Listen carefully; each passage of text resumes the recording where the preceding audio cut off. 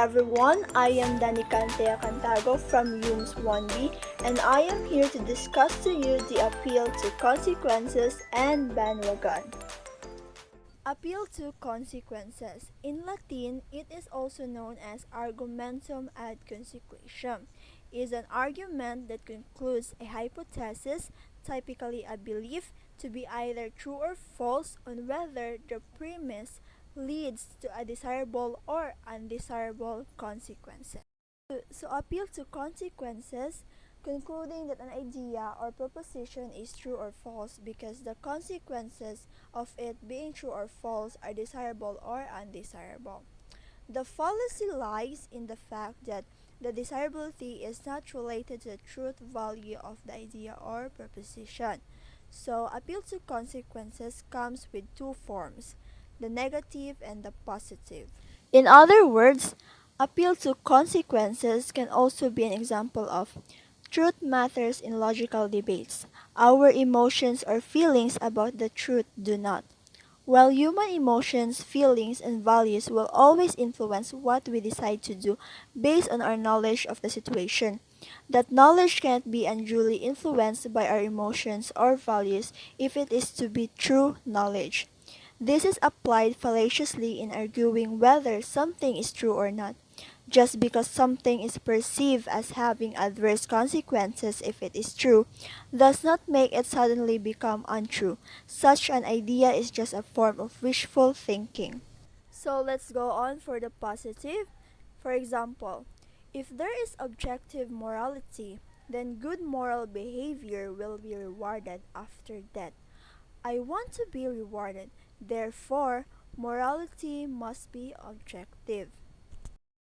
And for the next example, the negative, if there is no objective morality, then all the bad people will not be punished for their bad behavior after death. I don't like that. Therefore, morality must be objective. So the explanation for the two examples is the fact that one wants to be rewarded or wants other people to suffer says nothing to the truth claim of objective morality. These examples are begging the question that there is life after death. So for the example 3, we have, if there is no free will, then we are not ultimately in control of our actions. If this is true, our entire system of justice would be seriously flawed. This would be very bad.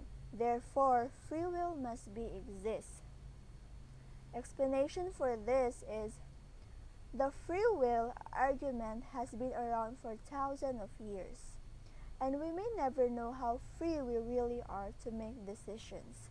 Many philosophers recognize this problem as well as the consequences of not believing in free will. For this reason, some suggest that we should just accept free will as being true, while acting as if we have free will might lead to a better outcome. Actually, believing in free will to be true because the consequences is a compromise of one's rational integrity. Exception for this, if the consequences refer to the actions taken or not taken, it would be more of a warning than an argument, thus not fallacious. So for the next topic, we have bandwagon. The bandwagon fallacy is also sometimes called the appeal to common belief or appeal to the masses because it's all about getting people to do or think something because everyone else is doing it or everything else thinks this. Bandwagon is also a type of logical fallacy and argument based on reasoning that is unsound. Bandwagon argues that one must accept or reject an argument because of everyone else who accepts it or rejects it's similar to peer pressure. For example, we have Katie likes to read and would rather do that than play sports. Her friends make fun of her and tell her that reading is for nerd. Katie stops reading so much and starts to play sports more. So in the given examples, the argument occurs to be considered as valid because it is what the majority thinks. and they the one who decided.